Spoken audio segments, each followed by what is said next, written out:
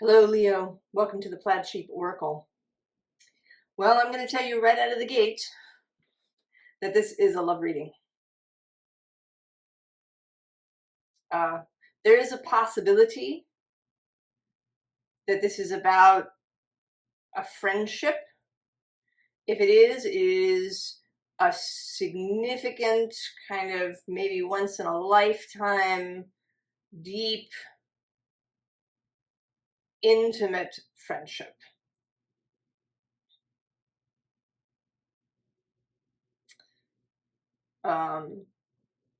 Anyway, I'm going to go. You can decide for yourself as I go.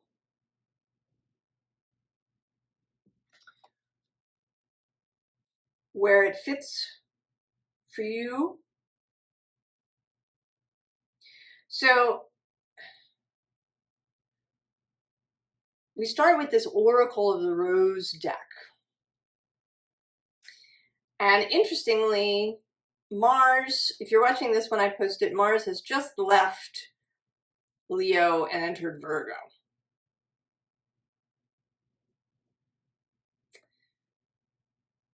But there's definitely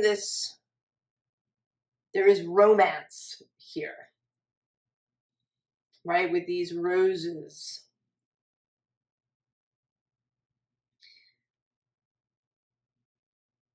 And the card, I was torn between which card to pull out of the deck. And so I kind of pulled both and waited to see. And one card is the Thorn.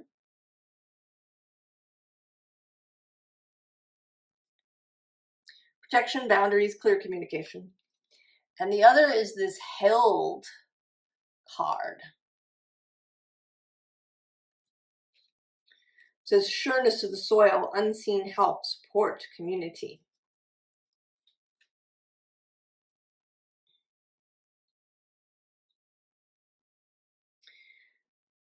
And this definitely seems to be, I mean, it is romantic. It is about you. Another thing is that you might be reversing what I say.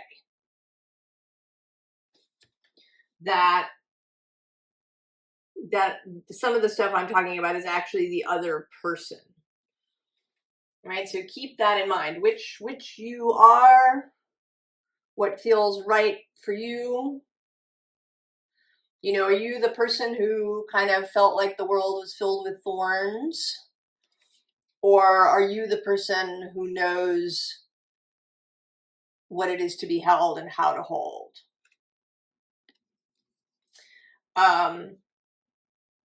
I'm going to speak, I think, as if you, from here, as if you are the person,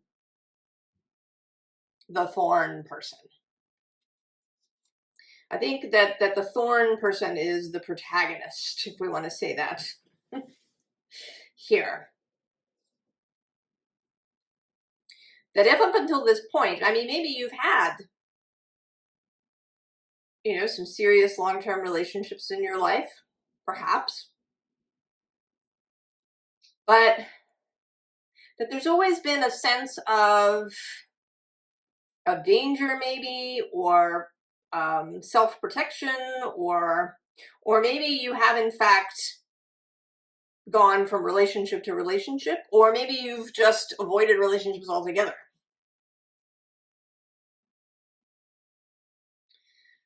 But you are about to meet up with this other energy, this energy of being held.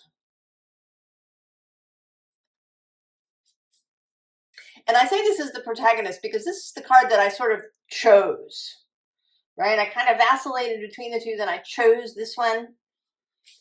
And then I decided to take this one out too, to see. So I think this reading is speaking to the thorn person. And then on the other side, we have this Temple of the Rose. It's a tricky time of year when the sun is coming through the window here, so that you can see.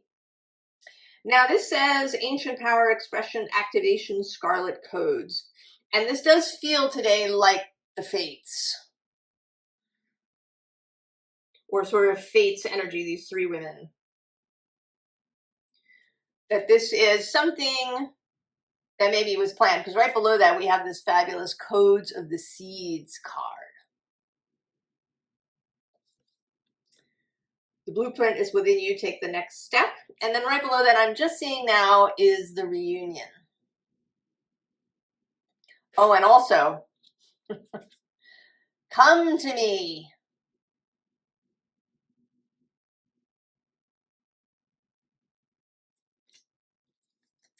And then on the underside is the second bloom, which says second chance, it's never too late, new possibilities. So, you know, I don't use the word fate very often, but I think this is something that was planned. That you and this other soul, you decided that you wanted to be here on Earth during this period of time. You were going to choose these lives and that you were going to come together now. And I think that you are probably not very young, you know, in your early 20s. I'm going to say that it's probable that you're older. You know, you might even be in your 50s or 60s, possibly, or 70s.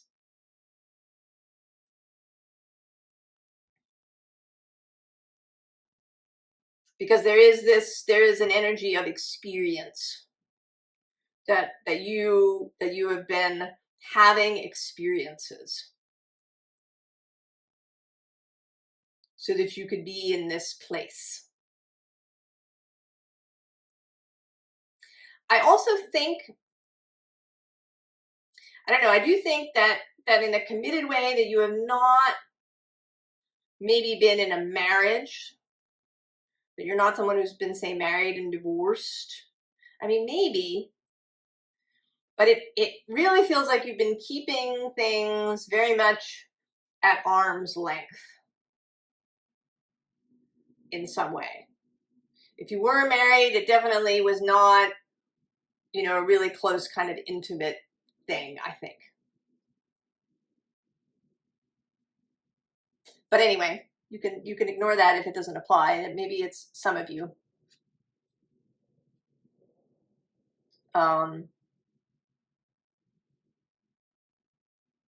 Right, but also this kind of this second bloom idea that regardless maybe of your age, maybe you sort of feel like you're too old, or it's too long, or it's too something. And that this reading in part wants to say, no, that is not true. So then we have this Knight of Cups, and actually I saw him before I saw that the card was the Thorn.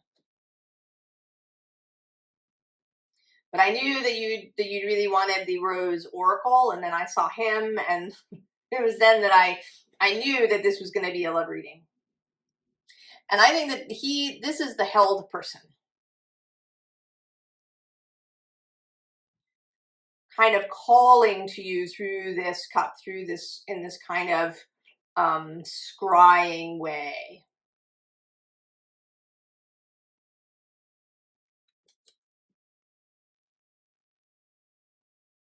And they may or may not be doing this consciously. It may be their soul that's doing this. Because I also have the sense, also with the second bloom and this feeling of the fates, that you have met before in other lives. Maybe many times. Maybe you always meet in different formats. Maybe sometimes you're friends. Maybe sometimes you're enemies. Maybe sometimes you're lovers. Maybe sometimes you're parent and child. But that in many lives you come together.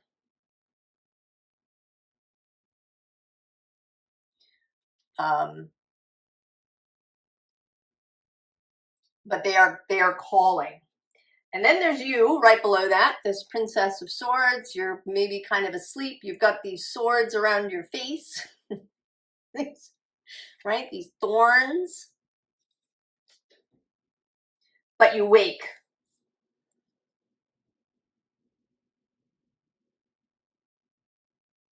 You wake up. And you're still a little, right, that sword is still kind of there.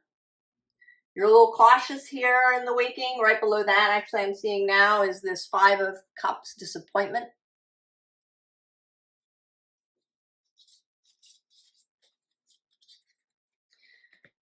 But the bottom of the deck is this 8 of Cups with renounce.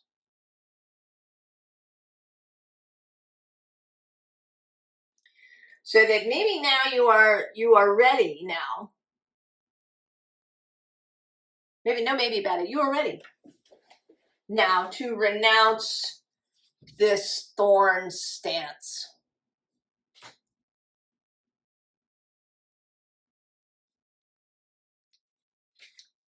And then we get the Lovers. Followed by this 10 of Pentacles wealth card, which I think is about, right, a wealthy, prosperous life. It may or may not include a lot of money. I don't know. It's kind of not about that, but about a sense of prosperity, of, of life kind of opening up. Also of commitment. The 10 of Pentacles speaks of commitment, of joining up with others, right? It's the whole tree of life. And then we have mastery with the 8 of Pentacles and the world. So you are absolutely ready. I don't know if you've been thinking that you aren't, if you've been wondering, maybe you've been finding yourself really, if the past you thought marriage was a crock, or you thought, independence was the thing and you were never gonna, join up your life really to anybody. And, maybe for some other people, that is the thing. I actually know somebody who's been in a long-term relationship. I think it's like 15 years now. And they don't live together. They each have their own home. And they spend a lot of time together. I think he spends more time at her house than the other way around. But, and that works for them. But if that's what you've been doing, now there's going to be a shift. That you're going to join up, not just emotionally, but also physically. And I think that for some people that can actually be the scarier thing. Right? They're prepared to say I love you and to, even be emotionally, sexually intimate. But if you talk about joining up finances, that makes them feel all grippy. Maybe you were told, especially if you're a woman, you were told that you really needed to have independent means, that you had to always be, have these independent finances, that you never knew what might happen. Or maybe you watched your parents go through a divorce with, lots of acrimony around money.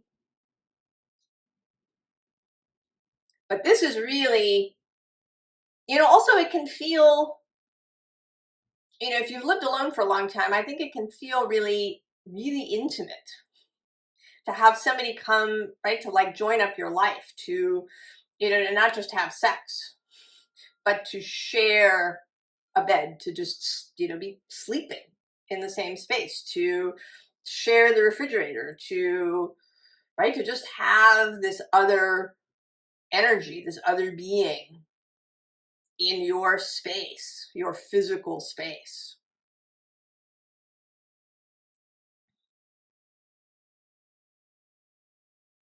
But, right, it's a new world. So we do have the mystery. once this begins and you take this step, this person shows up, or if they're already in your life, that you take this next step. Below this, we do have communication. So I think that there is, you know, a conversation that's going to go on if you already know each other, or that you will, you know, meet this person, and that, you know, kind of the mystery begins. That this is the beginning of the adventure. On the bottom here, to go along with that Eight of Cups of renunciation, is letting go.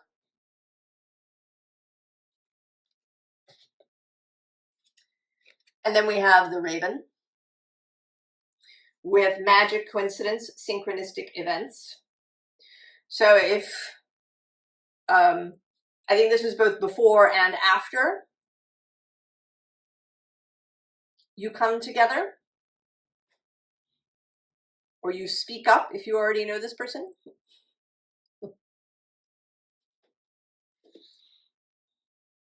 That there is guidance. And then we have death. So there may be kind of a period where there's a little bit of mourning. And I think this can happen whenever there's even when there's a really beautiful thing. You know, you graduate from school, or you, you know, get a promotion, or you have a child, or you get married. There's this wonderful new life. But there is something that gets left behind that may have been really wonderful.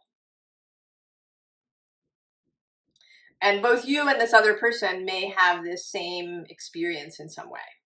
This feels sort of like this line feels very mutual.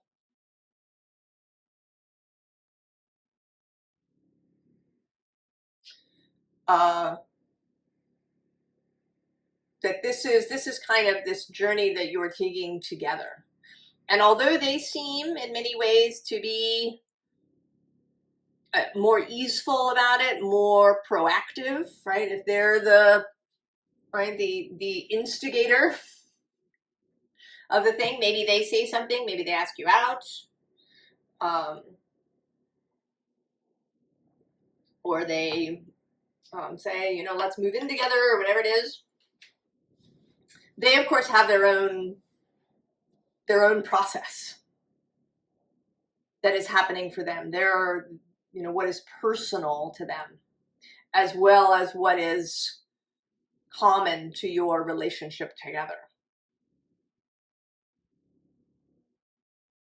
You know, in astrology, there's these techniques where you can take two charts. I mean, there's synastry, right? Where you look at two charts next to each other and see, you know, what your aspects are to each other. But you can also take two charts and turn them into one. There's something called a composite chart, or a Davison relationship chart. And you take two natal charts and they are mathematically combined into one. And it is the chart of the relationship. And of course you can use it for, you know, romance or friendship or work, or I think you can even do it for events, or for nations, or for, you know, you and a company, if you have, you know, information about a company's founding.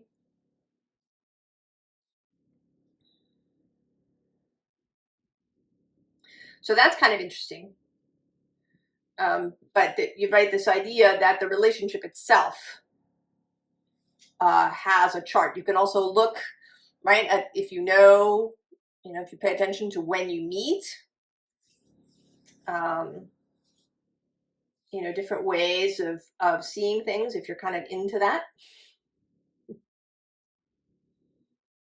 But so there's something that dies. You know, you living alone, that ends. You know, maybe they've been living alone too. So you're both,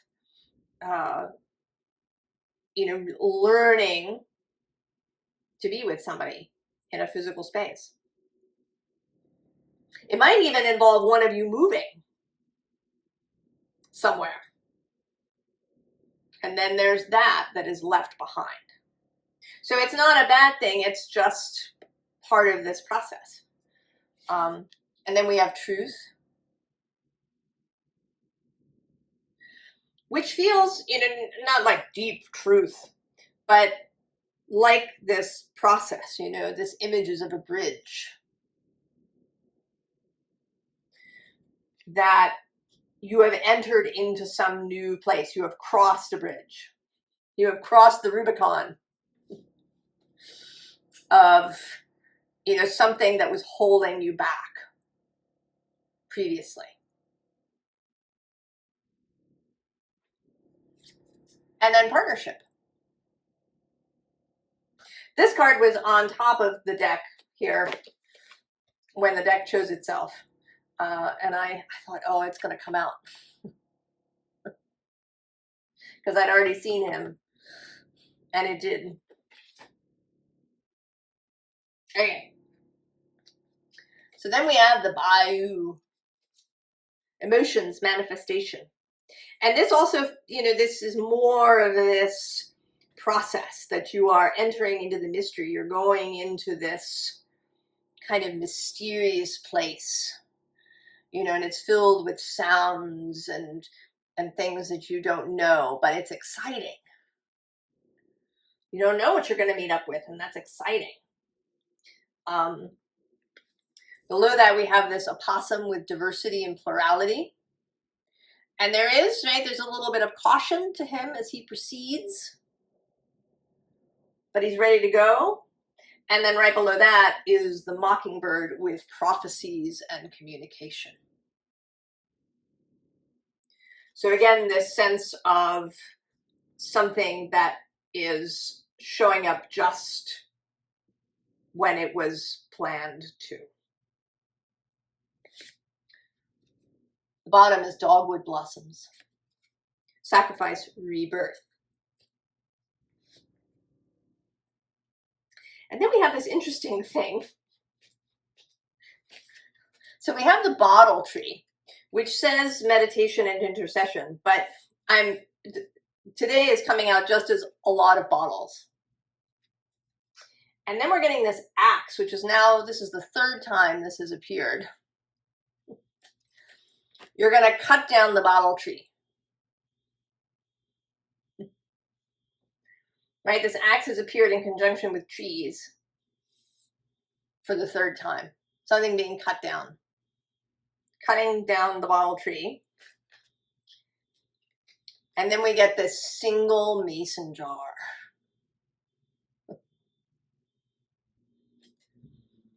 Which says mentorship and protection. But I am seeing as this partnership. Right? You're joining everything up. If you have two bottles, you're pouring them into one container. So we've had this joining up of earth with the Ten of Pentacles and the world. And now we have a joining up of emotion. And maybe, a sort of consciousness of imagination. That you're pouring your imaginations together. Your visions, you're pouring your visions together. So you don't just face each other, you face in the same direction. That there isn't just, magnetism and sexual attraction and these kinds of energies. There's also compatibility and synergy.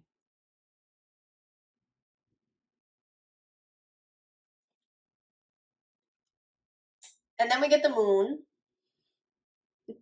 with more mystery. But this is a really lovely moon. This moon doesn't have the sense of, dangers up ahead or things being clouded or, a sense of lunacy or any of these things. This is a very lovely moon. It's kind of a moon of surprise. Knowing the really beautiful experiences and surprises are ahead. Because below that, we also have the 9 of water, the 9 of cups, and wish fulfillment. And, you know, she's so pleased in this card. And actually below her is this really great page of wands, page of fire, ready for the adventure. The bottom is a triple, right? We've had renunciation, we've had letting go, we've had death. This is actually the 4th moment of releasing something. But here there's a real extra intentionality about it. You know, we have the walking away of the cups. We have letting go, which feels, you know, maybe like releasing something. You know, here maybe you've dropped something in the water. Whereas this, there's a real deliberate kind of thing happening. And it may be that you know, it could be that you hung on to some things. You know, maybe when you moved in together, you each got a storage unit so that you got a storage unit so that you didn't have to release some of the things, right? Because you don't need 2 beds necessarily. You don't need 2 dining room tables. You don't, right? There's things you don't need 2 of. But maybe you couldn't quite let all that stuff go. Or maybe if you both owned your homes, you know, you haven't sold the other one, you've been considering, you know, should maybe I rent it out so that, you know, I'm not giving it up entirely. This feels like, you know, now you're really ready to do that. So, you know, you go, you clear out the storage unit, you sell stuff, you give stuff away, you sell the property you're no longer living in, all of these kinds of things. And it's very deliberate.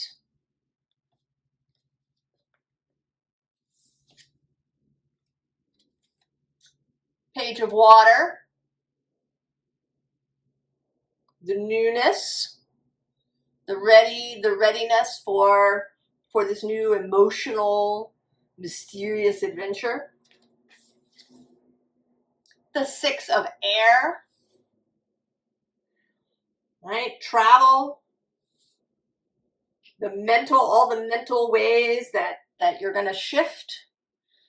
You know, and it may not happen all at once. This is, you know, often the 6 of air is a rowboat crossing a river, right? It's a relatively short journey. Whereas this, right, this is a, you know, a 2-masted ship. You could be crossing a whole ocean. So there's a process happening here of, you know, discovery, that you know, you learn all these things that you didn't know, you know, about joining your life up with someone that are really beautiful. And the 9 of fire. And this is my self-discovery card, kind of, right? You've entered this cave, you've gone on the adventure, and then you discover this thing. And you discover that you have real skills. I mean, it may be when you were contemplating this that you were worried, right? We know we're all traumatized, and, you know, we've got attachment issues, and everything is always ready to tell us all the ways that we've got problems. Maybe you really expected that it was going to be hard, or that it was going to be scarier than it is. And in fact, you discover that you're really better at this than you thought you were going to be. That it's all happening more fluidly and more beautifully than you anticipated. You know, and then we get the King of Water, the King of Cups. Feeling so glad, like just so pleased.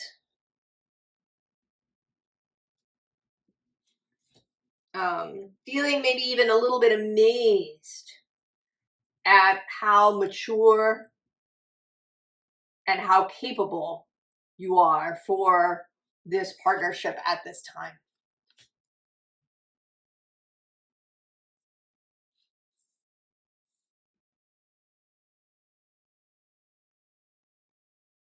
You know, and to go from this Queen of Swords who's still a little bit with the sword across your face,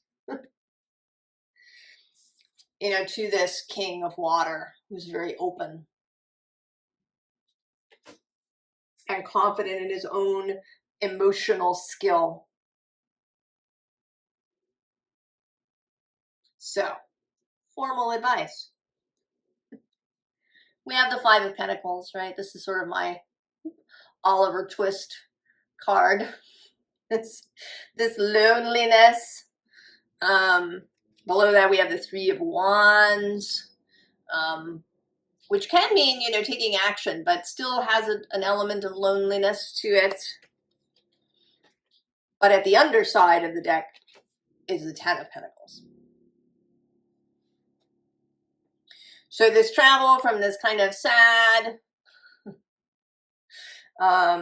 please may I have some more, sir, kind of,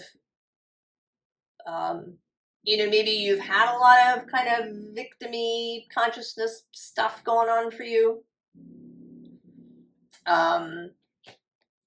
Feeling sorry for yourself, possibly, to this Ten of Pentacles. Right? The Ten of Pentacles.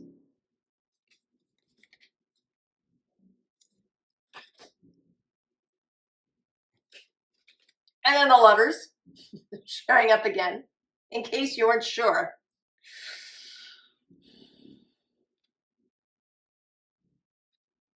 Right? Closeness.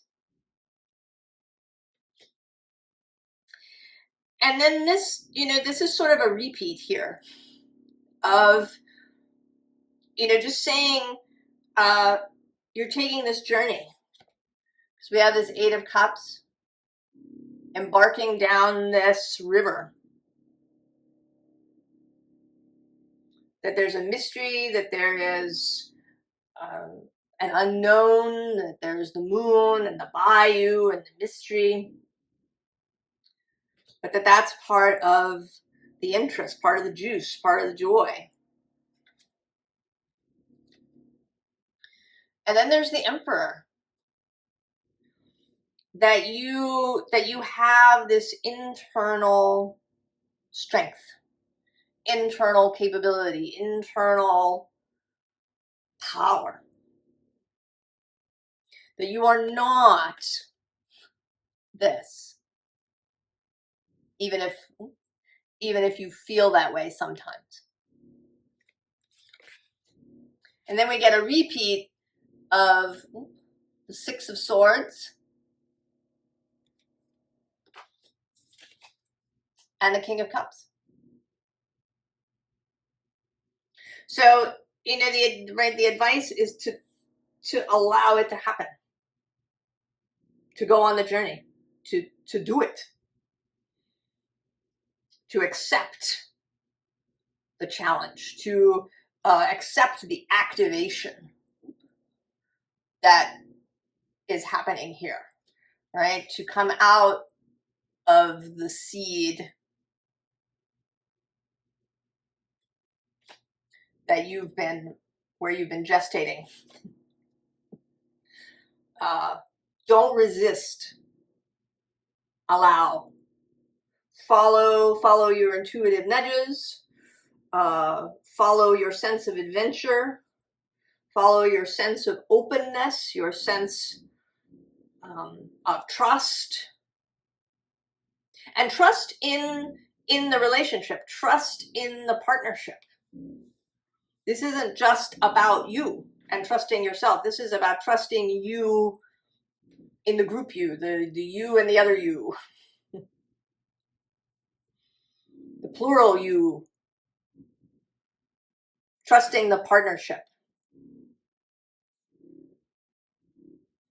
Trusting the lovers.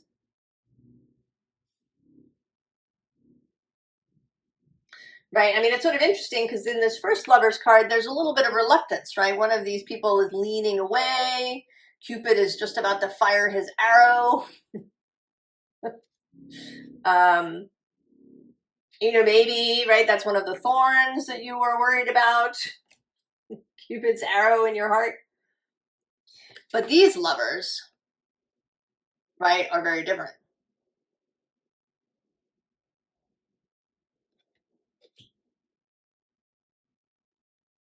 Embrace it.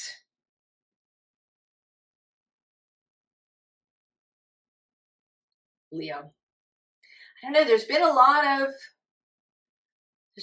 of love readings. More than I expected would come out.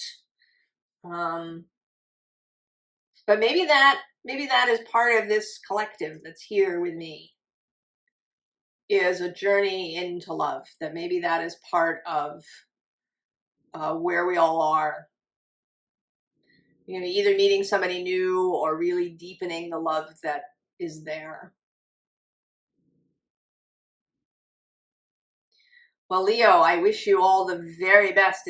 It sounds wonderful and exciting and juicy. And I hope that you enjoy every minute of it. I'll see you next time. So long, Leo.